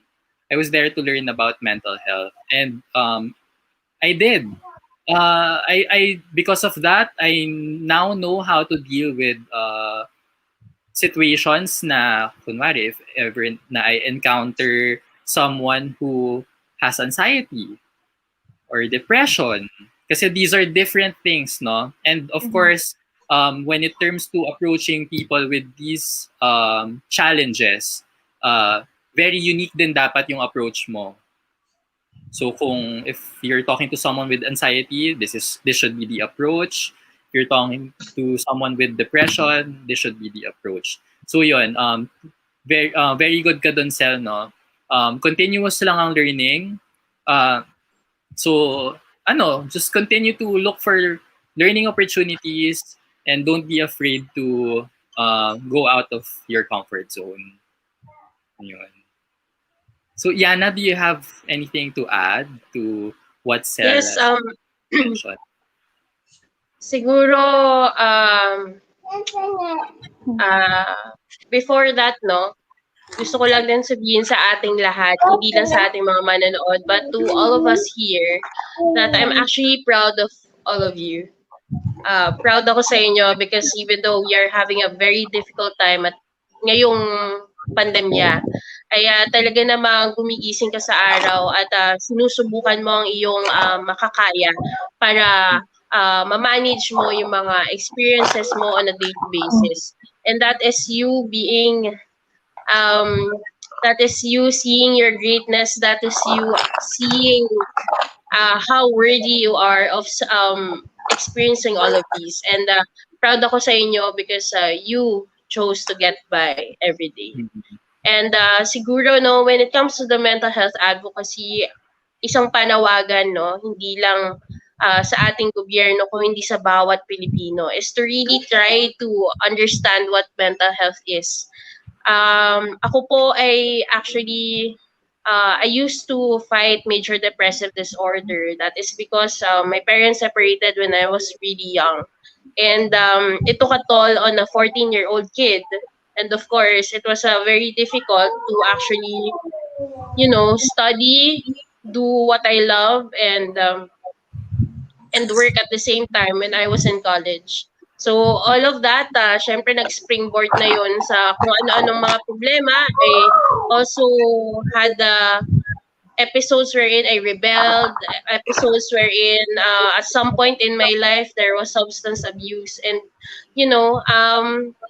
nangyayari talaga siya, hindi siya joke, hindi siya gawa-gawa, hindi siya katang-isip. Kung hindi mga pangyayari no na sana na-prevent if and only if we were able to build communities of care back in 2008. Yeah. That's why really when we try to do something now, I believe it will make a difference for a 14-year-old kid years from now. That's why sana kung ano yung mga opportunities na meron ngayon para matutunan natin yung mental health, mental well-being, how we take care of ourselves, how we actually do our role in the society, ano yung gagawin natin if meron tayong peer, kamag-anak, kapamilya, kapuso na nakaka-experience ng mental health conditions or challenges, malaman natin silang lahat. No, it's the same as you actually knowing what you should do kapag nilagnat ka, kapag inubo ka, pag sinipon ka. It's the same thing. That's why, really, if parang ganun ko siya na-envision, no? Alam ko mahirap siya, but along the way, I really thank the people behind the mental health advocacy, the thousands of members of Youth for Mental Health Coalition, and of course, the very people who are in the front lines. And the very you who is trying to learn more. Kasi sa'yo talaga magsisimula ang pagbabago. Kaya sana, for a better future, no? For a better world that we should provide the future generation, we try to really, invest our time on this one. While the government is doing their best for services and facilities, let's do our best for psycho-social education so that we can influence more people, and of course for self-care as well. So we can influence and radiate that positive energy. Lagi mong tandaan that you have to be kind to yourself first. In that way, you can also treat other people with kindness. Bakit kailangan simulan sa sarili? Because you cannot give what you don't have. And with the mental health advocacy, it's really grounded in kindness and understanding, empathic listening. That's why, yung mga values na yun, no, kapag ba hinimay-himay mo, that's human nature. Let's just recognize that kailangan natin silang pag-igihan. So, maraming salamat, Migs, Very and well said, Cel, Alyannah. thank you also for being here. And Tita and Rans, tama ba ako? Yes. Thank you for actually doing this short film because I hope this would be a breakthrough as well. So kung papayagan mo din kami, Luis, nahihirapan na talaga kung ano itatawag ko sa'yo, ay baka pwede rin natin siya i-feature no, some other time, and baka pwede rin tayong gumawa, mag-collaborate for another mental health movie, short film, di ba? That can help the Filipinos realize no what should be realized, especially at this time. Alam mo, Yana, it would be very nice talaga if we can all work together as we write a script para mas magiging very intensive siya na madi-discuss talaga natin lahat ng aspeto ng mental health. Yun. But of course, we will be needing a lot of collaborators as we try to achieve this. Kasi this short film, kumbaga I wrote it para sa isang filmmaking workshop. So, parang nag-consult lang ako, is this okay? Ganyan, okay na ba to? Do you think this we are able to communicate the message well? And then yun, we shot it. Ayun. So, ayun again, thank you so much, Cel. It's so nice to Thank you for having me. Oo, thank you rin, Nice of to course, meet for you your too. time. Ayan, and I look forward to working with you soon as a fellow social media ambassador for Youth for Mental Health Coalition Inc. Ayan. And then Yana, of course, thank you so much for your time, for helping us discuss further about mental health. Ayan. So, ayan, maraming salamat sa inyong dalawa. I'll see you gals soon. Ayan. Thank you. Thank you. Bye-bye. Take care. Bye, Yana. So there, ayan, maraming salamat guys para sa lahat ng mga nanood kanina. Pero hindi pa dyan nagtatapos ang ating discussion this afternoon. Ayan, so right now, I will be welcoming back to the stream Mr. Ranzel Aganan and of course my mom, Miss Elizabeth Nera. Hi, Mommy and Rans. Hello. Hi. So, kamusta? How was our discussion earlier? Anong masasabi nyo? Actually, ang mental health, masyado siyang mahabang topic eh. Kasi Yeah. maraming issues. Mm-mm. So, kulang talaga yung oras. Oo. Kaya nga isipin mo, Mommy, 1 hour and 40 minutes na tayong magkasama this afternoon. And it's been almost 2 hours na pinag-uusapan natin ang mental health. Ayan. So, do you have like important notes, no? Ano yung mga pinaka-importanting natutunan nyo dun sa discussion natin earlier? Ako kasi parang kasi ako, I would love to call myself an advocate. And, siguro, in terms of like, thoughts and opinions, principles, ganyan. Sige, let's say I'm an advocate. Pero it is iba-iba makakita ng mga tao who are actually doing things. Na parang ako, sige, I tell myself that I stand for this, but wala naman behavior-wise, hindi rin ako masyadong kumikilos in terms of what you guys were doing, in terms of projects, in terms of organizations and stuff like that. But I'm here to support. So it's really nice to see people who are true advocates of mental health because I've been studying it po college diba? So parang, and it was medyo mahirap siyang ilagay sa context ng Pilipinas kapag nandun ka sa academe. Tapos parang and it's refreshing. It's actually very inspiring to see people in the Philippines. I mean, alam ko naman, pero it's very refreshing na meron. Pero it's very refreshing to see them actually and hear them talk. Yun, na parang, yun. Yeah. I'm glad din na we are having this kind of conversation kasi it's not often that we are able to talk about such things. No? And then and the more na hindi natin ito na pag-uusapan through the art of filmmaking. So I'm very, very proud of you both for taking part in this conversation. And of course, for portraying the roles, such important roles in this advocacy film, no? So, may I ask you both what were the challenges that you encountered as you portrayed your role? Initially ba, may mga, what was on your mind before and after the shoot, no? Before the shoot ba, kumbaga parang when we did the shoot, may natutunan ba kayong anything significant? Ako na-realize ko ang hirap pala maging artista.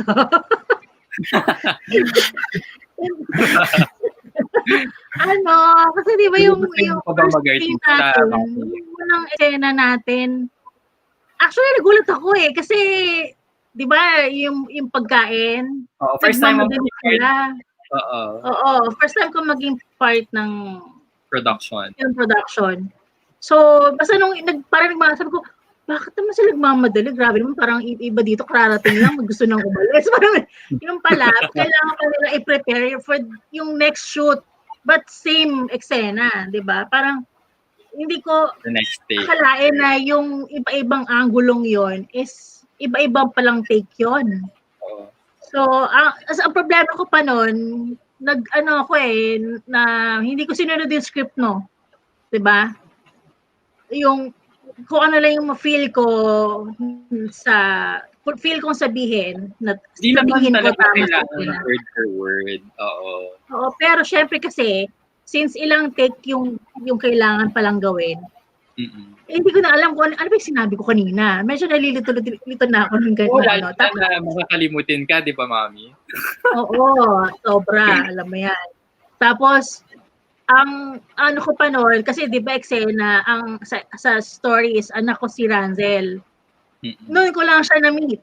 Pero, alam mo yun, parang hindi ko alam kung paano ko ba siya, paano makikipag-interact sa kanya. Parang, basta yun, parang hirap kasi eksenang mother-son. Hindi pa namin establish. Hindi naman ako nag-diva nun as an actor eh. Ayun. So, na-realize ko yung hirap pala ng film production na from preparation to hanggang ayun, mainit na lahat ng ulo. Grabe yung pagod natin, no? Oo. Pero worth it naman. Masasabi nyo ba na worth it? Oo naman. Ikaw, Ilang Rans. oras ba? Lalo na si Rans. Si Rans ang tanungin natin dahil first time ko rin makatrabaho si Rans that time. And then first time ko rin siyang makita, just like you, Mommy, no? So thank you so much talaga, Rans, for taking the role, of course, and for sharing your time with us. Pero at that point kasi, di ba nga, as I mentioned earlier na technically I have 2 careers. So parang, I gusto ko sana na parang as much opportunities as I can get in terms of acting sa pelikula talaga. So talagang kinuha kong opportunity yun. And nasabi ko naman talaga sa'yo kung ano yung concerns ko sa script. And nagawa natin ang paraan yon in terms of collaboration, di ba? So talagang I saw the film as a learning experience then for me as an actor in terms of, adjusting yourself with the script, and syempre, adjusting with schedules and stuff like that. Yung sobrang pagod ka na, tapos kailangan mo pang, okay, I'm not gonna reveal the story, pero sobrang pagod ka na. So, pero it's fine. It was a really, really good experience. And, to be fair, ang galing mong filmmaker talaga. As in, nung nakita kitang nagtatrabaho noon, parang, talaga, okay, he's really good. Kasi, like, mas bata ka sa akin, di ba? So, parang, hindi halata. Char. So parang ganyan, di ba? So galing mo talaga na parang, and with the equipment that we use. Tas kasi if ever people didn't know, di ba nag-ano lang tayo? I think it was mobile. I was taught using my iPhone. Would you believe it? Yes. Nakalimutan pa yung notifications. So we shot Halo Hula using my iPhone 7 Plus. Can you believe that? So abangan tomorrow at 8 p.m. nang makita nyo ang product ng isang is one example of a short film that was shot through an iPhone. Yan, pero of course, hindi naman natin shoot yung Halo Hula using the camera of the phone itself, no? Because we in order to give a variety dun sa shots na ginawa natin, we used mobile lenses. So, this is not a paid advertisement, no, but just to share with our viewers, I used Cel lens. So, you can search for it. Ayan, I'll type it here. So, ito yung ginamit kong lens. Cel lens. There.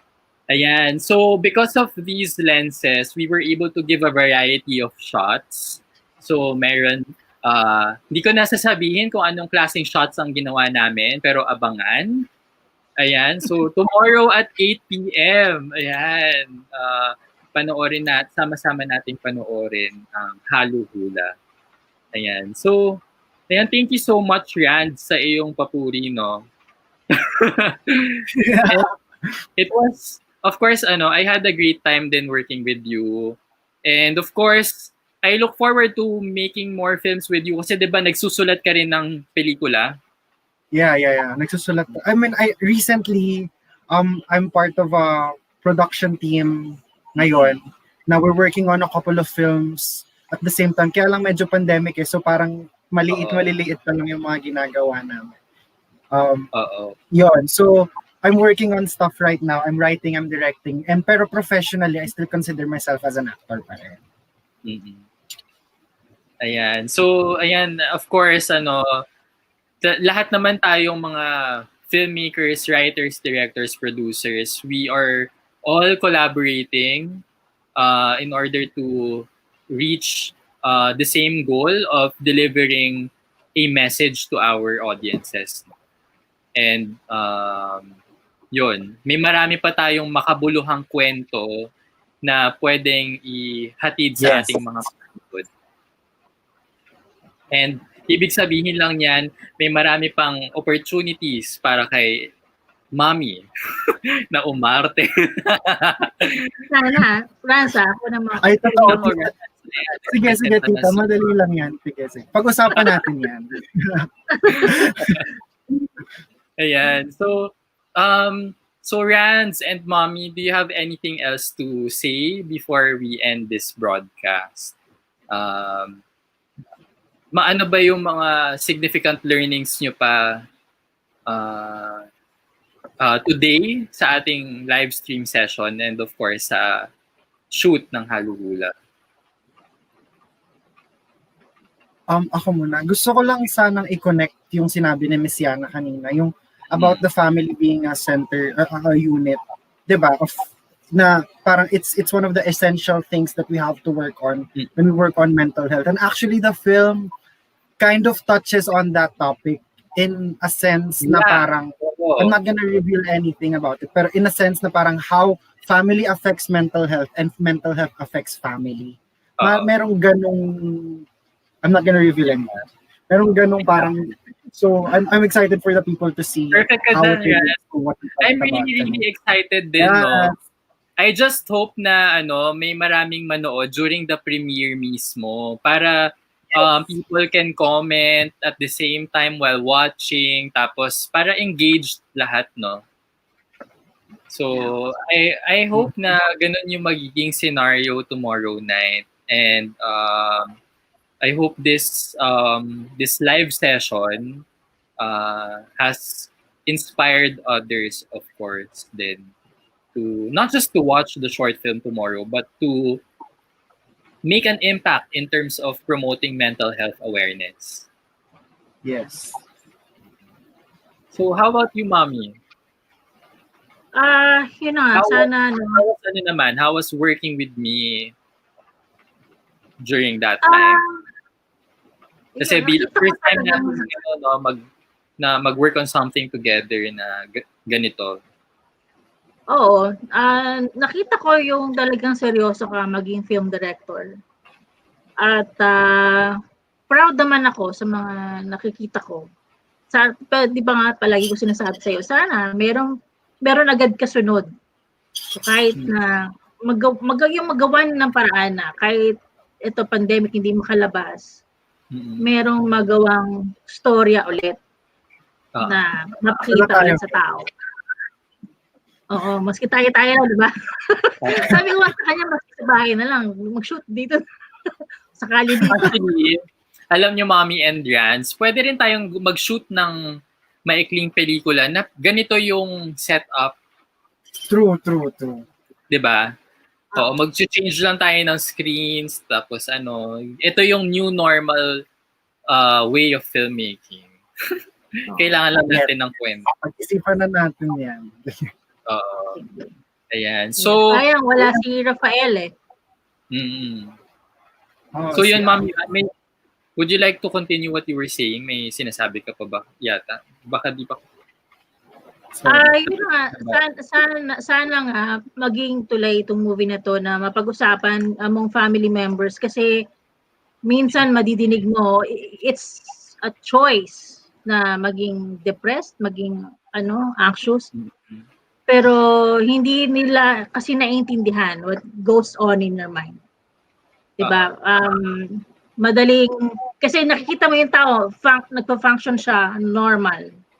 But you don't see or you don't know what's inside the mind of that person. Medyo minsan overwhelming, feeling mo ang tawag dito, feeling mo yung para kang nang nalulunod, pero hindi yun nakikita ng ibang tao. Yung tao lang na yun mismo yung nakakaramdam. So sana maging open yung mga tao na hindi maging, hindi, wag mo isipin yan, magdasal ka lang. Yes, yung prayers is important, pero iba talaga yung nangyayari. So, wag sana maging cliche lang na ganun lang. Diba? So, yun. Yun lang. Sana, tomorrow, give us at least 4 minutes of your time to watch Haluhula. Mga 6 minutes approximately. Ilang? 6 minutes, 6 to 7 minutes. Ayun, sana give us less than 10 minutes of your time. Hanggang dulo, please. Hanggang after credits, panoorin nyo. May ganong advice. Yeah. Thank you so much again, of course, Rans and Mommy, for supporting ARTreatment Films in terms of promoting our advocacies through the art of filmmaking. I look forward to creating more content with you and the rest of the team. Of course, let us give a shout out to our fellow to everyone, to the rest of the team who contributed to the production of Haluhula. And of course, Half Men Pag-ibig as well. Ayan, thank you so much to each and every one of you. Hindi ko na may isa-isa pa yung lahat ng pangalan nila, no? Kasi baka may ma-miss out ako. Pero thank you so much to each and every one of them. And of course, to Direk Siegfried Barros Sanchez and to Sir Jonathan Montes and the rest of Omnidextrous Inc. Hi, Sir John. Filmmaking workshop, sa lahat ng mga naging mga mentors namin, sila Sir Direk Arvin Belarmino, Sir Ricky Lee, Sir, ang dami, no? Ang dami kasi. Ang hirap isa-isahin, pero sa lahat ng mga naging mentors namin for the punk filmmaking workshops for the years 2018 and 2019, thank you so much to all of you. And then yun, sana samahan nyo kami tomorrow at 8 p.m. Panoorin natin itong mental health advocacy film natin. So ayun pala, bago natin tapusin tong broadcast na to, no? It's called Haluhula, 'di ba? Pero I'm sure a lot of our viewers, if not all, are wondering why is it called Haluhula? So kayo ba? Alam nyo ba, kayong dalawa ba mismo, alam nyo ba kung bakit Haluhula? Siyempre alam. Nahinulaan lang rin ako. Ako hindi. Hindi ko maintindihan. Siyempre alam ko, maybe. Good. Sige, Rans, ikaw muna. Bakit nga ba Haluhula? Hindi, kasi parang once you see actually the film, ang hirap kasi sabihin right now without actually revealing the plot. Pero once you see the film, maghahalo-halo yung mga hula mo. I mean, parang it's... And related din dun sa sinabi ni Tita kanina na parang if mental health is not taken seriously, maghahalo-halo yung mga hula mo with how people think. And if we don't start conversations with it, parang it's all mixed guesses, and it doesn't mean Yeah. anything if we don't do anything about it. Yes, Miss Universe. Na, Ay, may sagot na rin ako. sige. Ayun na, Na-realize ko na. Na-realize ko sa sagot mo. Yung sagot ko. Hindi, yung maski yung tao na hirap explain. Yung tao mismo, yung character ko dun sa mismong sa film is siya na rin confused. So, hindi na rin siya makahula. Kung ano na yung kung ano na yung kanyang realidad. Mm-mm. Tama ka naman doon, Mommy, no? Talagang it revolves dun sa main character yung title. Oo, kung bakit haluhula. Ayun. So, I wouldn't be discussing further about the title kasi of course, I would want our viewers to find out for themselves kung bakit nga ba haluhula. So, as they watch, malalaman nila kung tama nga ba ang sagot ni Miss Elizabeth Nera and ni Mr. Nanzel Aganan. Ayun. So yun, thank you so much again, Mommy and Rans, for sharing your time with us. I hope may marami kayong natutunan tungkol sa mental health and of course kung bakit nga ba natin sinimulan nitong ARTreatment Films.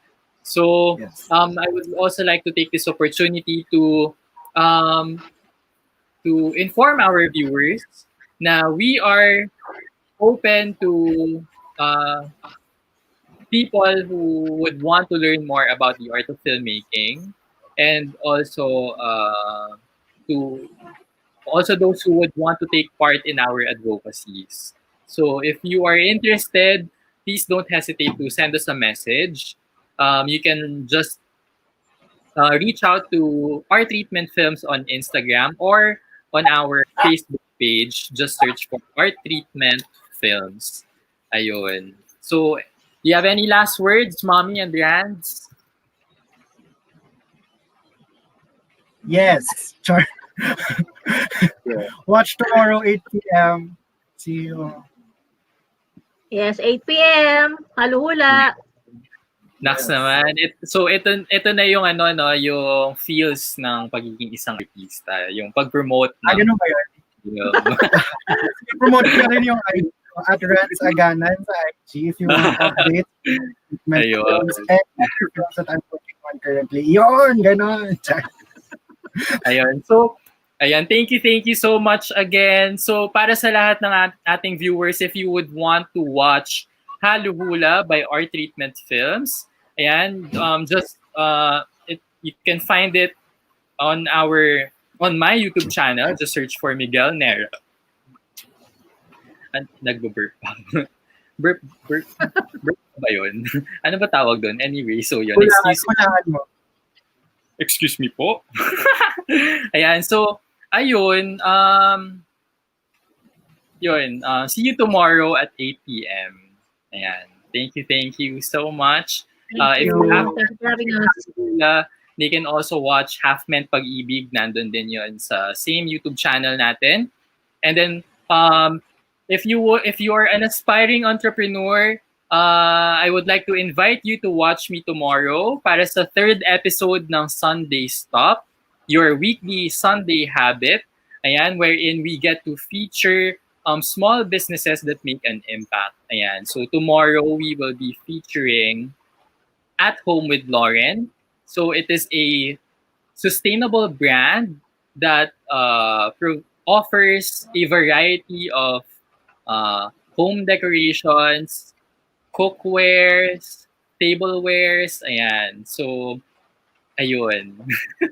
So, dalawa, we have 2 videos lined up for you tomorrow on my YouTube channel. Just search for Miguel Nera. So, at 2:30 p.m., Sunday Stop, Episode 3 with At Home with Lauren.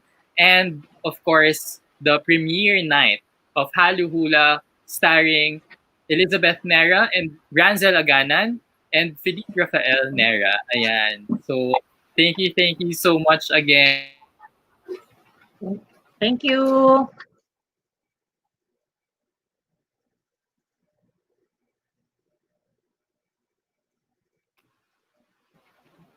Excited na ba kayo? Yes.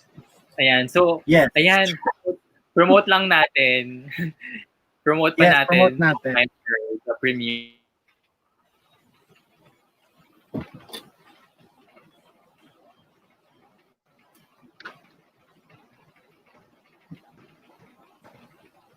Ayan. Bye-bye! Nagulo pa na yung internet natin. Bye-bye! Bye! Bye, Rans. Bye! Bye po, Ati.